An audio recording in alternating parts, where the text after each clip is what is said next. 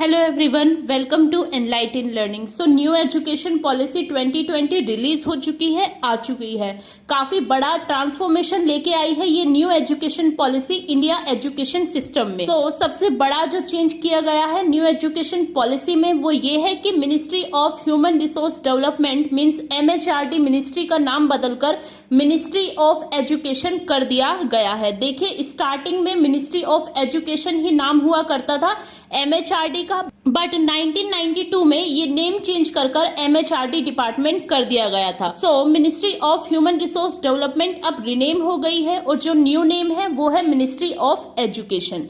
ये अनाउंसमेंट की गई थी कल, यानी कि 29 जुलाई 2020 को न्यू एजुकेशन पॉलिसी रिलीज करी गई। इसका ड्राफ्ट सभी के सामने रखा गया। आपको पता होना चाहिए न्यू एजुकेशन पॉलिसी कब रिलीज हुई, कब आई है, तो आपका आंसर हो जाता है 29 जुलाई 2020। अपकमिंग कॉम्पिटेटिव एग्जाम्स में भी यहाँ से क्वेश्चन 100% श्योरिटी के साथ रेज होने वाला है कि MHRD का न्यू नेम क्या होगा। आपका आंसर हो जाएगा मिनिस्ट्री ऑफ एजुकेशन। ये नेम कब चेंज हुआ? 29 जुलाई 2020 को ये अनाउंसमेंट की गई HRD minister doctor Ramesh Pokhriyal Nishank ji and union minister Javadekar ji के द्वारा ये अनाउंसमेंट हुई थी। देखिए, जो ये न्यू एजुकेशन पॉलिसी आई है, जो ये शिक्षा की पॉलिसी में बदलाव हुए हैं, ये 34 इयर्स के बाद हुए हैं। लास्ट 34 ईयर से हम पुरानी ओल्ड एजुकेशन पॉलिसी फॉलो कर रहे थे। काफी जरूरत थी इस टाइम पे एजुकेशन को रिफॉर्म करने की, ट्रांसफॉर्म करने की। न्यू एजुकेशन पॉलिसी आ गई है। देखिए, मैं थोड़ा आपको हिस्ट्री में बताऊं तो फर्स्ट एजुकेशन पॉलिसी आई थी 1968 में। उस टाइम पे हमारी PM थी, वो थी इंदिरा गांधी। उसके बाद सेकंड एजुकेशन पॉलिसी आई 1986 में। टाइम हमारे PM थे राजीव गांधी और अब आई है 2020 में, जब हमारे PM है नरेंद्र मोदी जी। देखिए, 1986 के बाद 1992 में थोड़े अपडेशन करे गए थे एजुकेशन पॉलिसी में, बट वो न्यू एजुकेशन पॉलिसी नहीं थी। उस टाइम पे केवल अपडेशन हुए थे थोड़े बहुत, जिसमें कि नेम वगैरह ऑल्टर करे गए थे। अब जो ये पॉलिसी आई है NPE 2020, इसमें काफी सारे ट्रांसफॉर्मेशन किए गए हैं एजुकेशन पॉलिसीज के। देखिए, एक वीडियो में सब कुछ बता पाना संभव नहीं है, इसलिए मैं ये न्यू एजुकेशन पॉलिसीज को 2 पार्ट्स में डिवाइड करूंगी, 2 पार्ट्स में आप तक पहुंचाऊंगी। फर्स्ट में हम सभी रिफॉर्म्स डिस्कस करेंगे जो कि आपके रिलेटेड होंगे स्कूल एजुकेशन से, एंड सेकेंड पार्ट में हम सभी रिफॉर्म्स डिस्कस करेंगे जो कि रिलेटेड होंगे आपके हायर एजुकेशन से। चलिए स्टार्ट करते हैं, देख लेते हैं स्कूल एजुकेशन में क्या क्या ट्रांसफॉर्मेशन किए गए हैं, क्या क्या बदलाव किए गए हैं। ये हमारे सभी रिफॉर्म्स हो जाते हैं, मेजर ट्रांसफॉर्मेशन हो जाते हैं स्कूल एजुकेशन को लेकर।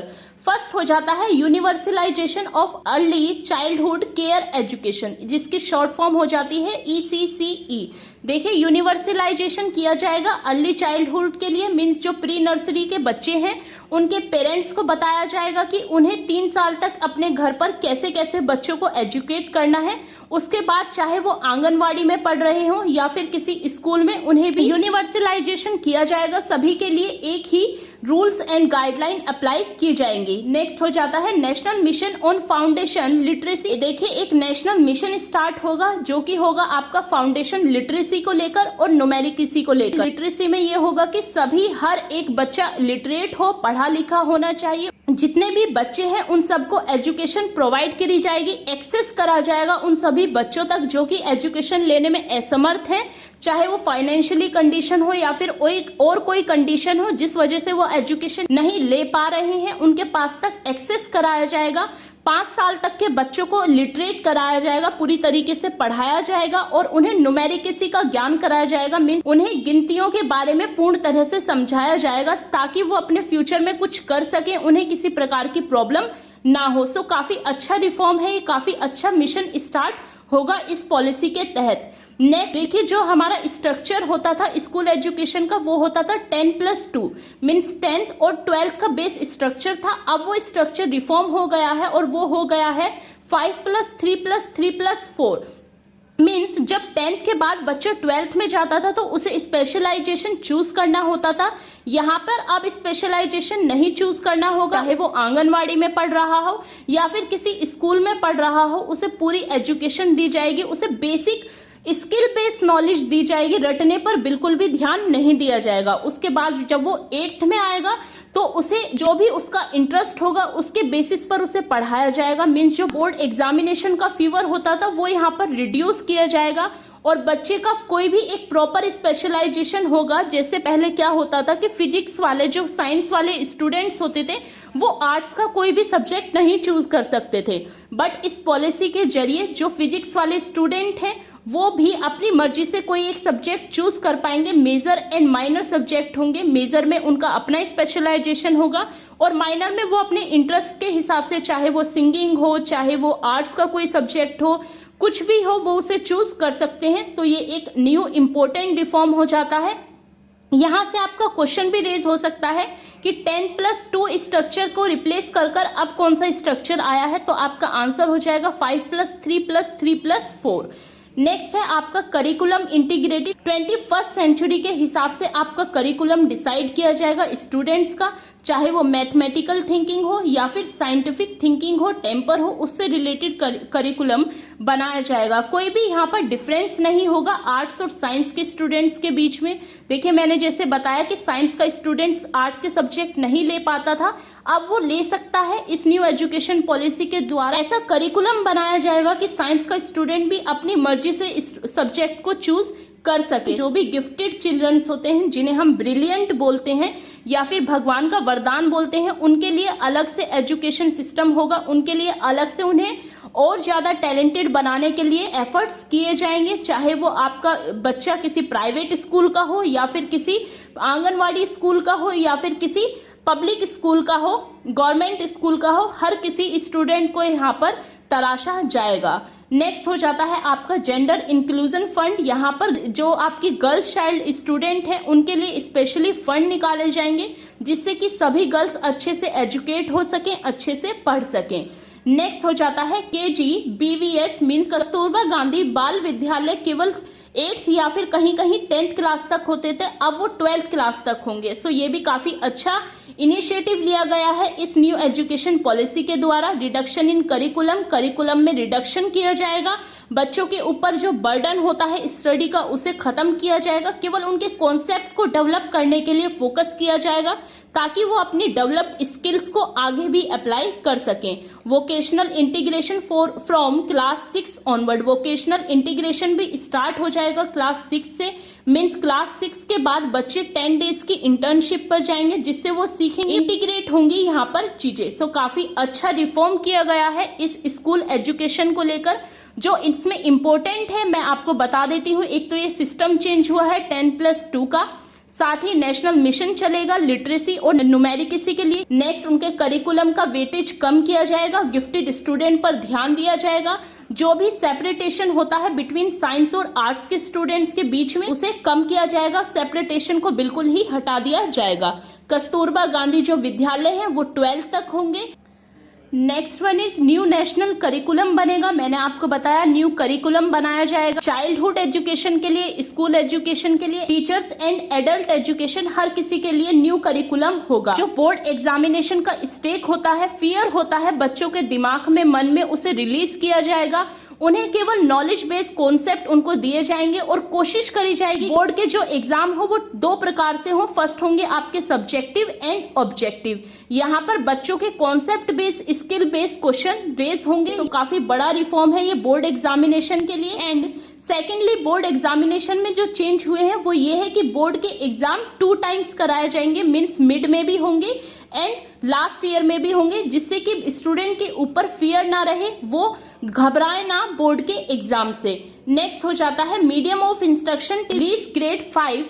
जो आपका मीडियम ऑफ इंस्ट्रक्शन होंगे मीन्स जो आपके बच्चों को पढ़ाया जाएगा, लेक्चर डिलीवर किए जाएंगे, क्लास ली जाएंगी, वो उनकी होम लैंग्वेज में होंगे या फिर मदर टंग में होंगे या फिर रीजनल लैंग्वेज में होंगे। देखिए अभी तक जो एजुकेशन होती थी वो हिंदी या फिर इंग्लिश में होती थी, अभी ये चेंजेस है कि वो उनके होम लैंग्वेज या फिर मदर लैंग्वेज या फिर रीजनल लैंग्वेज में लेक्चर क्लास डिलीवर हो पाएंगी। 360 डिग्री का होलिस्टिक प्रोग्रेस कार्ड होगा। देखिए जो अब रिजल्ट कार्ड आता था उसमें केवल 2 पेज होते थे जहां पर मार्क्स लिखे होते थे और टीचर अपने रिव्यू लिखती थी। अब वो पेज की काउंटिंग बढ़ जाएंगी। अब जो आपका प्रोग्रेस कार्ड आएगा स्टूडेंट का वो 3 कैटेगरी पे बेस होगा। फर्स्ट होगा स्टूडेंट अपने आप को इवेल्युएट करेंगे, असेसमेंट अपने आप का करेंगे, सेकंड उनके क्लासमेट करेंगे एंड थर्ड होगा टीचर का। सो ये एक होलिस्टिक प्रोग्रेस कार्ड होगा जो 360 डिग्री फोकस करेगा स्टूडेंट पर। ट्रैक करा जाएगा स्टूडेंट को ताकि प्रोग्रेस हो सके उनकी लर्निंग में। साथ ही new national assessment centre develop किया गया है जिसका नाम होगा प्रकाश। एनटीए के द्वारा डेवलप किया गया है कॉमन एंट्रेंस टेस्ट, मींस जब स्कूल में एडमिशन होगा बच्चे का तो एक एंट्रेंस टेस्ट के जरिए होगा, बट ये मैंडेटरी नहीं है, डायरेक्ट एडमिशन की भी यहाँ पर सुविधा रहेगी स्टूडेंट्स के लिए। साथ ही कुछ स्टैंडर्ड्स बनाए जाएंगे टीचर्स के लिए, वो होंगे एनपीएसटी के द्वारा, एनसीईआरटी के द्वारा स्टैंडर्ड्स बनाए जाएंगे टीचर्स के लिए, जिनके लिए उन्हें ट्रेनिंग भी प्रोवाइड की जाएंगी। देखिए बुक्स का पढ़ना काफी इंपॉर्टेंट हो जाता है स्टूडेंट्स के लिए। अगर कोई बच्चा बुक नहीं पढ़ पाता है तो वो आगे उसका विकास नहीं हो पाएगा, तो इसीलिए बुक प्रोग्राम भी डेवलप किया जाएगा, डिजिटल लाइब्रेरी भी बनाई जाएगी स्टूडेंट्स के लिए। सो ये सभी डेवलपमेंट किए गए हैं न्यू एजुकेशन पॉलिसी में। तो चलिए अब आउटकम्स देख लेते हैं कि क्या क्या आउटकम्स होंगे इस न्यू एजुकेशन पॉलिसी 2020 के। सो फर्स्ट है universalisation of ECCE to secondary education by 2030 तक यूनिवर्सलाइजेशन किया जाएगा ईसीसीई चाइल्ड एजुकेशन का और साथ ही सेकेंडरी एजुकेशन का। नेक्स्ट हो जाता है attaining foundational learning and numeracy skill through national mission. National mission start होगा, मैंने पहले भी बताया है, जिसमें 2025 तक अटेन करना है फाउंडेशन लर्निंग को और न्यूमेरिकसी स्किल को। नेक्स्ट हो जाता है 100% GER gross enrolment ratio in pre school to secondary level by 2030। Means हर एक बच्चे को एजुकेशन प्रोवाइड करी जाएगी 2030 तक, और 2030 में हमारा ग्रोस इनरोलमेंट रेशियो 100% होगा प्री नर्सरी स्कूल के लिए। Bring back 2 crore out of the school children, 2 crore students को जो कि स्कूल को ड्रॉप आउट कर चुके हैं या फिर एजुकेशन नहीं ले पा रहे हैं, उन्हें वापस से जोड़ा जाएगा, उन्हें एजुकेशन प्रोवाइड की जाएगी जिससे कि उनका आगे का फ्यूचर डेवलप हो सके, आगे वो समझ सकें चीजों को। Teacher to be prepare for assessment reform by 2023। Teachers को प्रिपेयर करा जाएगा असेसमेंट के लिए 2023 तक। Inclusive and equitable education system by 2030। हर एक स्टूडेंट के लिए इक्विटेबल एजुकेशन सिस्टम होगा, हर किसी को इक्वल एजुकेशन प्रोवाइड करी जाएगी, चाहे वो प्राइवेट स्कूल हो, गवर्नमेंट स्कूल हो या आंगनवाड़ी का कोई भी स्टूडेंट हो, उसे इक्वल एजुकेशन प्रोवाइड की जाएगी इस न्यू एजुकेशन पॉलिसी 2020 के द्वारा। बोर्ड एग्जामिनेशन का जो एक फियर होता है वो स्टूडेंट के दिमाग से, माइंड से रिप्लेस किया जाएगा। जो उनका एग्जाम होगा वो कॉन्सेप्ट बेस होगा, ऐसे क्वेश्चन होंगे जिसका वो एप्लीकेशन कर सके अपने फ्यूचर में। Every child will come out to school adept in at least 1 skill. जब एक स्टूडेंट स्कूल से निकलेगा तो उसके पास एटलीस्ट 1 स्किल होगी जिसे वो अपने फ्यूचर में इम्प्लीमेंट करेगा और उसका बेनिफिट उठाएगा। Common standard of learning in public and private school. Common standard बनाए जाएंगे, हर कुछ इक्वल होगा, चाहे वो पब्लिक स्कूल हो या फिर प्राइवेट स्कूल हो, मींस गवर्नमेंट हो या फिर प्राइवेट हो। सो ये सभी रिफॉर्म्स करे गए हैं स्कूल एजुकेशन में। काफी अच्छी पॉलिसी आई है, काफी अच्छे रिफॉर्म्स हैं, ट्रांसफॉर्मेशन है न्यू एजुकेशन पॉलिसी 2020 के। तो नेक्स्ट वीडियो में हम डिस्कस करेंगे न्यू एजुकेशन पॉलिसी जो कि रिलेटेड होगी हायर एजुकेशन से रिलेटेड। सो काफी इंपॉर्टेंट टॉपिक हो जाता है ये आपके अपकमिंग कॉम्पिटिटिव एग्जाम्स के लिए भी, और साथ ही आपको नॉलेज भी होनी चाहिए अपनी न्यू एजुकेशन पॉलिसी के बारे में। If you like this video then please do like, share and subscribe. Thank you for watching this video guys.